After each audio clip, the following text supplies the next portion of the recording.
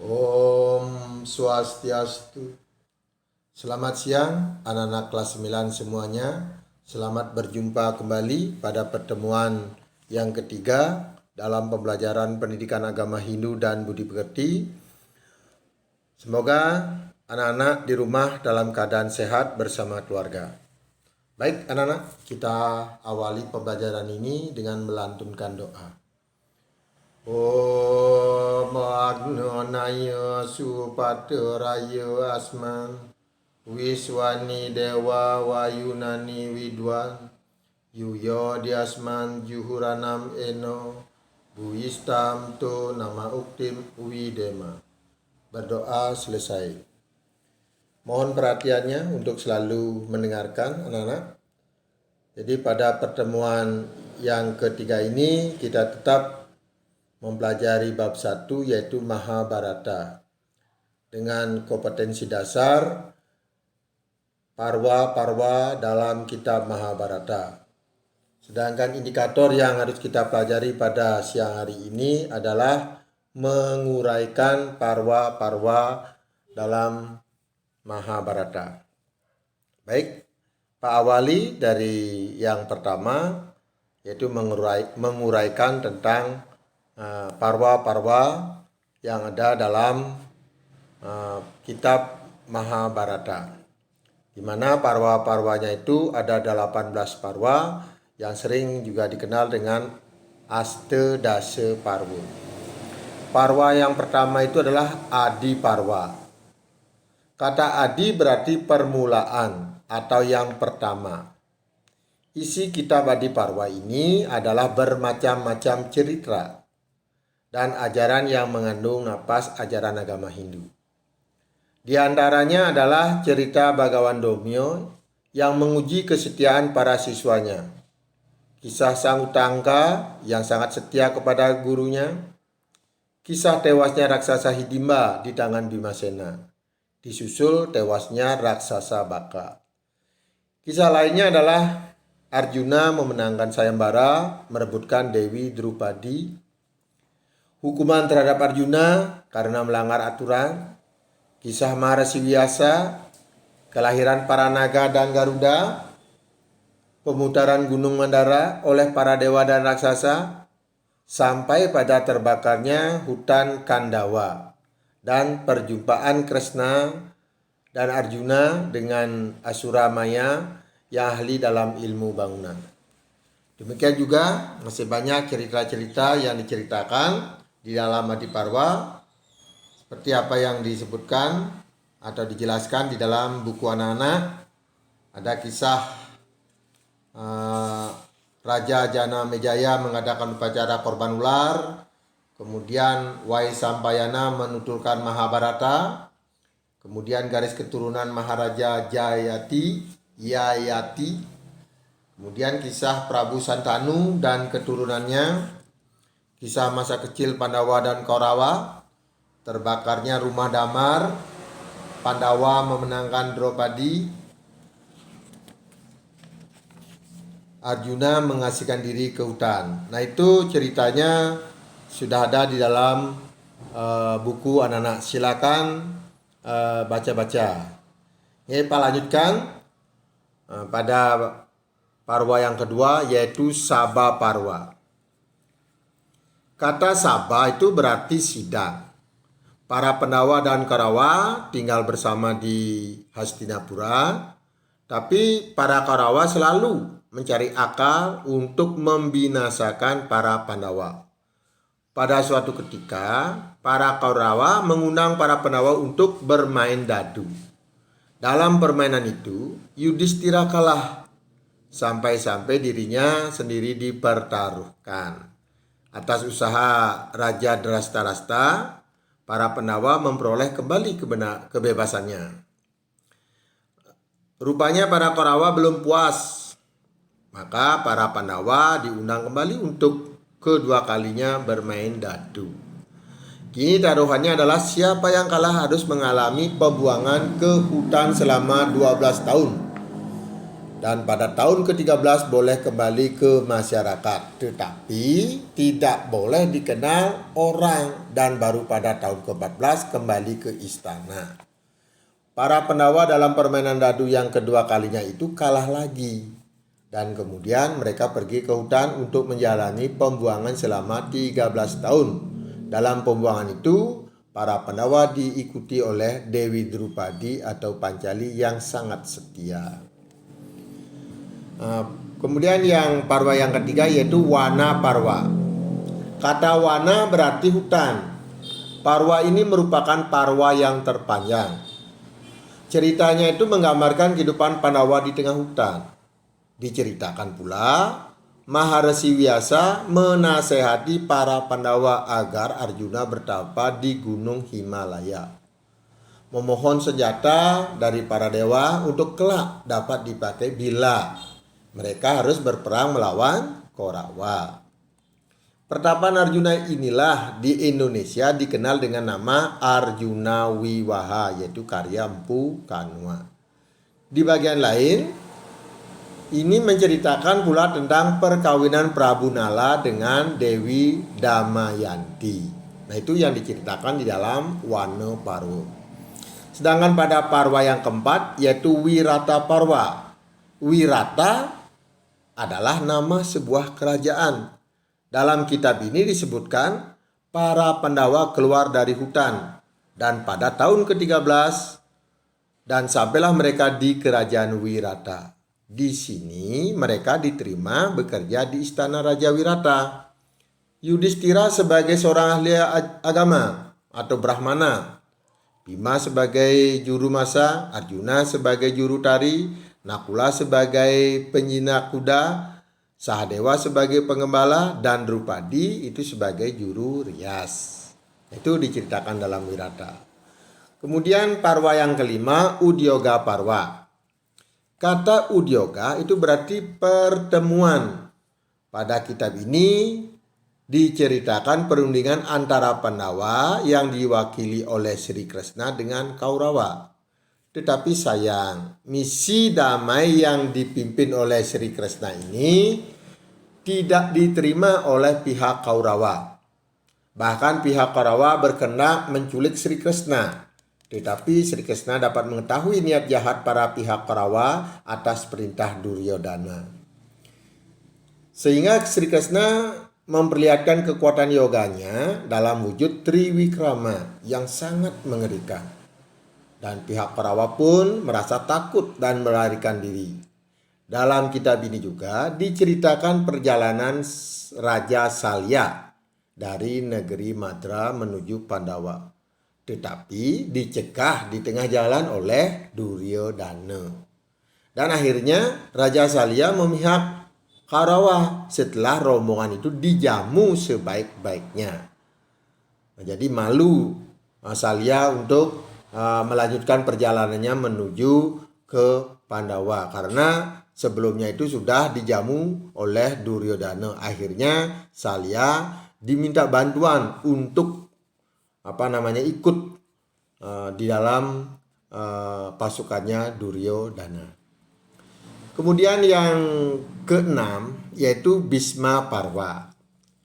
Dalam parwa ini diceritakan bahwa pihak Kaurawa menampilkan Bhisma sebagai panglima perang dan pihak Pandawa yang menjadi panglima perangnya adalah Drastajumna, yaitu kakak dari Drupadi.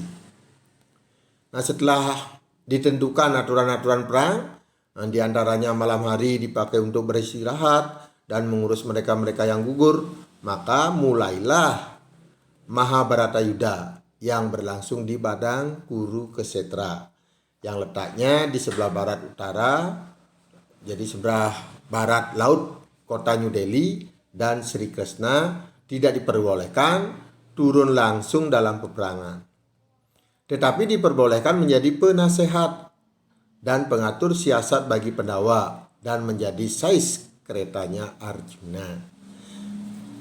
Dikisahkan dalam kitab ini Arjuna yang sangat bimbang menghadapi musuh-musuhnya karena yang harus dilawan adalah saudara-saudara sepupunya sendiri, Bahkan ada pula yang sangat disegani olehnya, yaitu oleh Arjuna, yaitu kakek Bhisma yang begitu sayang kepada Arjuna.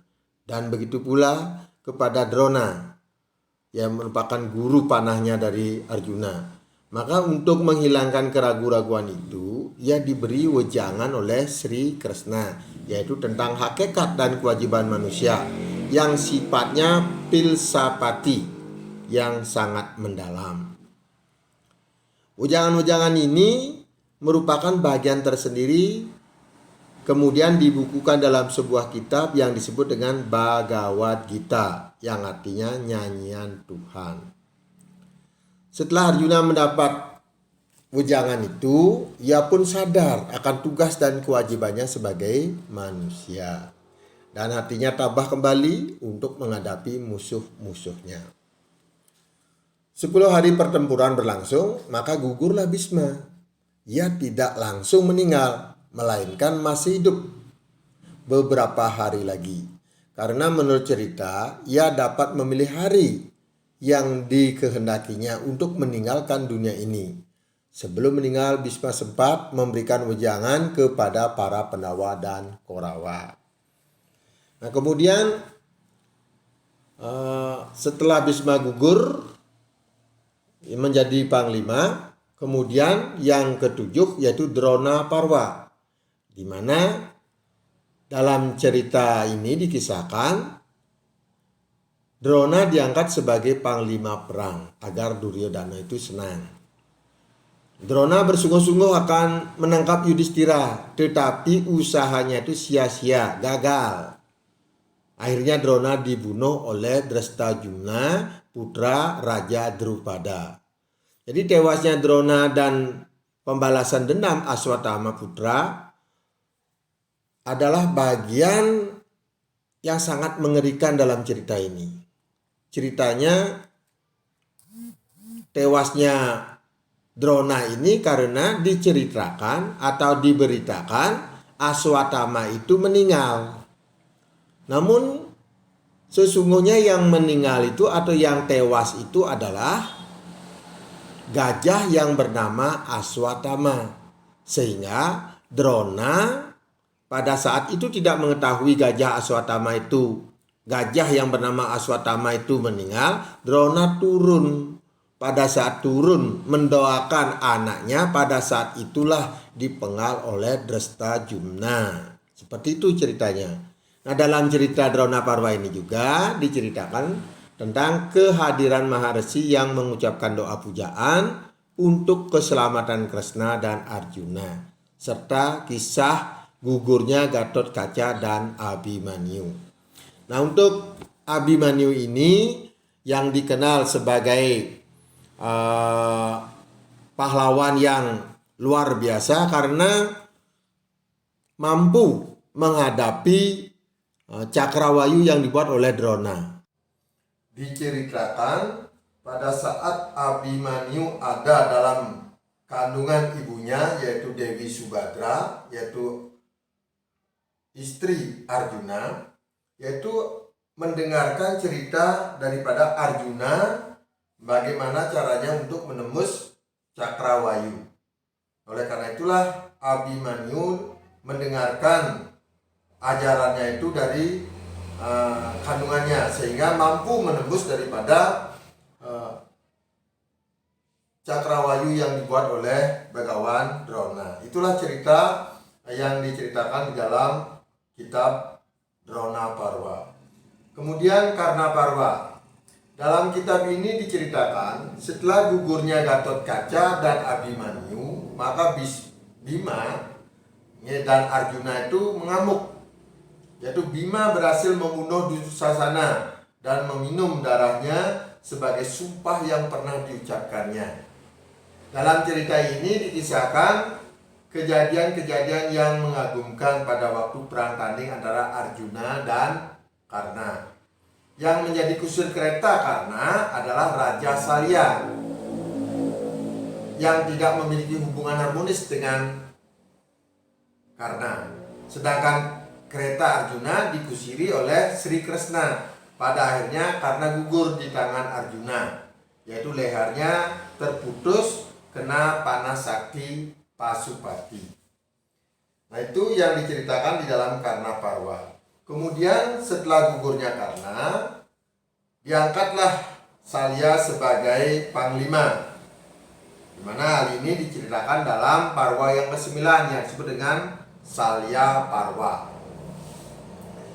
Kaurawa mengangkat Raja Salya sebagai panglima perang, di mana pada hari itu pula beliau gugur. Diceritakan pula pada bagian ini Raja Duryodhana telah ditinggalkan oleh saudara-saudaranya sendiri, yang selama 18 hari itu satu persatu gugur, yang mengundurkan diri dari peperangan dan menyesali segala apa yang telah terjadi. Bahkan ia bersedia untuk menyerahkan seluruh kerajaannya kepada Pandawa, dan ia sendiri hendak meninggalkan dunia ramai. Sikap Duryodhana seperti itu menjadi ejekan para Pandawa. Akhirnya ia tampil dan melakukan perang tanding dengan Bima.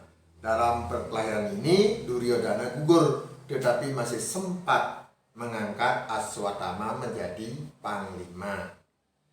Kemudian Parwa ke-10 yaitu Sauptika Parwa. Sauptika berarti itu tidur. Ya, sekali lagi Pak sampaikan, Sauptika berarti tidur nyenyak. Dalam kitab ini itu diceritakan Aswatthama tidak dapat menahan dendamnya terhadap tentara Pancala. Maka pada malam hari sehabis pertempuran pada hari ke-18, ia menyusup ke dalam kemah-kemah tentara Pancala dan berhasil membunuh banyak orang, diantaranya Drestadhimna sendiri.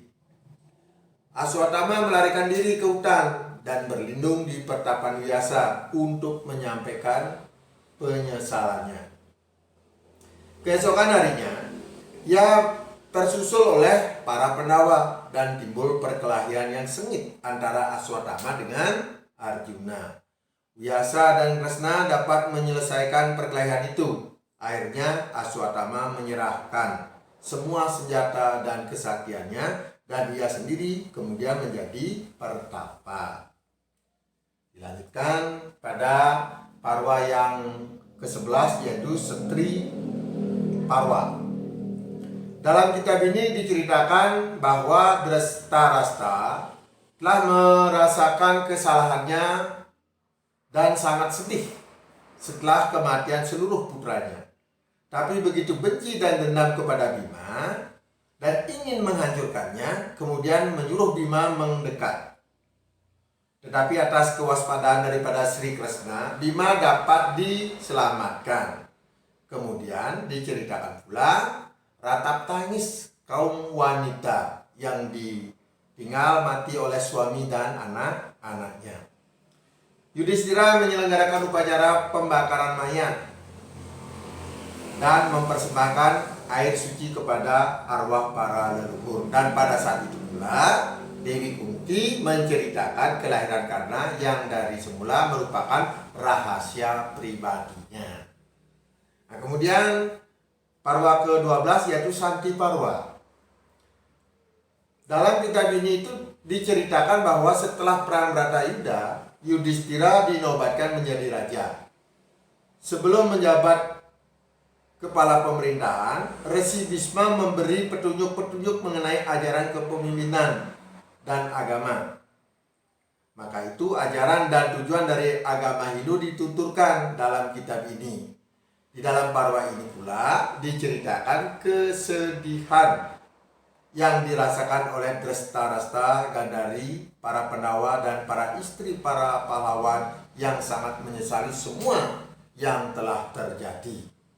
Maharshi Vyasa dan Sri Kresna selalu membujuk dan menenteramkan hati Yudhistira dan yang lainnya dengan wejangan nasib dan kewajiban manusia dalam hidup ini. Itu yang diceritakan dalam Santi Parwa. Kemudian yang ke-13 adalah Anusasana Parwa. Dalam kitab ini diceritakan bahwa kesungguhan Yudhistira untuk mendengarkan dan melaksanakan ajaran yang diberikan oleh Resi Bhisma. Dengan detail, Bhisma itu mengajarkan tentang ajaran Dharma, Artha, aturan kedermawanan, aturan persahabatan, dan sebagainya. Juga dijelaskan tentang berbagai jenis upacara yang mesti dilakukan oleh seseorang dan tentang kewajiban yang berhubungan dengan waktu. Setiap hari Bhisma memberikan wejangan yang padat kepada para Pandawa. Maka beliau kemudian meninggalkan dunia ini dengan tenang. Anusasana itu berarti perintah. Jadi apa yang diperintahkan oleh Begawan Biasa kepada para Pandawa. Baik, kita lanjutkan pada parwa ke-14, yaitu Aswamedha Parwa. Aswamedha itu artinya yajna. Jadi yajna yang dilakukan oleh seorang maharaja. Dalam kitab ini mula-mula diuraikan bahwa Pandawa menemukan harta karun yang tidak terbilang banyaknya. Keadaan Parikesit yang tewas dalam kandungan Dewi Utari oleh senjata sakti Aswatama, namun dihidupkan kembali oleh Sri Krishna. Kisah pertempuran antara Arjuna dengan para raja dalam pengembarannya mengikuti kuda korban yang sengaja dilepaskan. Karena dalam niatnya Aswamedha ini, setiap daerah yang dilalui oleh kuda yang akan dikorbankan itu menjadi milik raja yang melaksanakan korban tersebut. Bila tidak menerimanya, maka raja itu harus ditundukkan atau digempur. Diceritakan pula kisah seekor tikus ajaib yang mengunjungi upacara Aswamedha itu, serta menguraikan tentang hakikat pelaksanaannya. Nah, itu Aswamedha Parwa yang berarti yajna. 15 yaitu Asrama Wasika Parwa. Asrama Wasika Parwa ini artinya hidup di dalam hutan. Dalam kitab ini diceritakan bahwa Drestalastra, Gandhari, Kunti, Widura, dan Sanjaya sepenuhnya menyerahkan tanggung jawabnya kerajaannya itu kepada Yudhistira. Dan mereka sendiri melaksanakan tapa di hutan. Para Pandawa sempat pula mengunjunginya di hutan pada waktu-waktu yang telah ditentukan. Diceritakan pula kedatangan Narada mengunjungi Yudhistira untuk menyampaikan Drestalastra, Gandhari, dan Kunti telah kembali ke surga yang dibakar oleh api sucinya sendiri. Nah, kemudian pada parwa yang ke-16 yaitu Mausala Parwa. Mausala artinya tongkat pemukul. Sekali lagi Pak sampaikan bahwa Mausala itu berarti tongkat pemukul. Dalam kitab ini diceritakan bahwa suatu kisah yang sedih dialami oleh keluarga Yadu atau Wresni yang diakibatkan oleh kutukan seorang Brahmana yang sempat diolok-oloknya. Dari sabda Brahmana itu muncullah senjata Mausala yang menghancurkan keluarga Yadu dan Wresni tersebut. Krishna mengundurkan diri ke hutan dan Arjuna sempat datang ke Dwarawati menyaksikan kota indah dan megah itu telah kosong. Berbagai hal yang menyedihkan ditemui oleh Arjuna yang selanjutnya mengadukan kepada Maharshi Vyasa yang kemudian dikatakan supaya para Pandawa itu mengundurkan diri dari urusan duniawi dan melakukan kehidupan sannyasa. Itu pada Mausala Parwa. Sedangkan pada cerita yang ke-17 yaitu Mahaprastanika Parwa, artinya itu kematian. Jadi Pandawa itu diceritakan bahwa para Pandawa yang diikuti oleh Dewi Drupadi pergi ke hutan untuk kembali mendaki gunung Mahameru. Di dalam perjalanan ia bertemu dengan Dewa Brahma yang menyarankan supaya mereka melakukan Brata Yoga, yaitu yoga kelepasan. Para Pandawa diikuti oleh seekor anjing hitam. Satu persatu para Pandawa gugur karena sudah ditentukan oleh karmanya masing-masing, kecuali Yudhistira dan anjing hitam yang mengikutinya. Yang pertama kali gugur adalah Dewi Drupadi, kemudian Dewi Kunti kemudian diikuti oleh Sahadewa, Nakula, Arjuna, Bima, setelah itu Yudhistira sampai di puncak Gunung Mahameru. Apabila kita lihat bahwa perjalanan daripada Pandawa ini mengisahkan manusia itu sendiri, di mana Panca Pandawa itu adalah dirinya manusia, sedangkan Drupadi itu adalah makanannya manusia. Makanya pada saat mendaki Gunung Mahameru, yang pertama kali itu meninggal adalah Drupadi. Nah, kemudian itu adalah makanan. Apabila makanan sudah tidak ada, maka satu persatu akan mati. Pertama adalah Sahadewa, yaitu kaki. Kemudian setelah kakinya mati, manusia itu tangannya tidak bisa bergerak. Kemudian setelah tangan, yaitu Arjunanya. Arjuna, jadi kepintarannya. Kemudian bayunya, yaitu Bima. Sedangkan yang menjadi roh atau atmanya itu adalah Yudhistira. Hanya Yudhistira lah yang mampu mencapai surga, yang diikuti oleh Asu atau anjing. Asu itu adalah sube asube karmo, yaitu perbuatan baik dan buruk. Nah, itu yang diceritakan dalam Mahaprastika Parwa. Kemudian yang terakhir itu adalah Sorga Rohana Parwa. Dalam kitab ini diceritakan bahwa keluarga Pandawa dan sahabatnya mencapai surga. Di dalam surga dikatakan Yudhistira merasa sangat sedih karena utusan Dewata yang mengantarkannya itu menguji kekuatan ilusinya. Yudhistira diantar ke alam neraka dan di sana ia sangat sedih mendengar ratap tangis saudara-saudaranya. Akhirnya bagaimana? Para dewa membuka ilusinya, kemudian neraka berubah menjadi surga. Itu artinya apa? Karena Pandawa pun pernah itu berbuat yang tidak baik, sehingga pada suatu ketika dia itu meninggal, maka rohnya akan ditempatkan di neraka. Seberapa banyak perbuatan jahatnya, segitulah berada di neraka. Nah, kemudian Yudhistira hidup bahagia di alam surga setelah membuang jasadnya dengan mencelupkan dirinya ke dalam sungai Gangga yang mengalir. Nah, itu surga dan neraka akan dapat dicapai oleh seseorang berdasarkan atas karmanya masing-masing. Maka kita laksanakan kebaikan agar kita kelak mendapatkan hal yang baik. Nah, demikian cerita-cerita yang diceritakan di dalam kitab Mahabharata yang secara singkat Pak sampaikan kepada anak, yang mana makna dan nilainya itu luar biasa. Maka untuk mengkaji daripada makna-makna yang terkandung dalam cerita Mahabharata maupun nilai-nilai yang ada dalam cerita Mahabharata ini, kita akan uraikan minggu depan. Nah, untuk hari ini Pak cukupkan sampai di sini. Silakan simak, dengarkan. Nah, kemudian nanti silakan anak-anak buka Google Form-nya untuk menjawab soal-soal yang Pak berikan. Pada hari ini Pak cukupkan sampai di sini. Mari kita tutup pembelajaran ini dengan melantunkan doa, yaitu doa penutup. Om Dewa Suksmo Paramo Acintya Nama Swaha Sarwa Karya Prasidantam.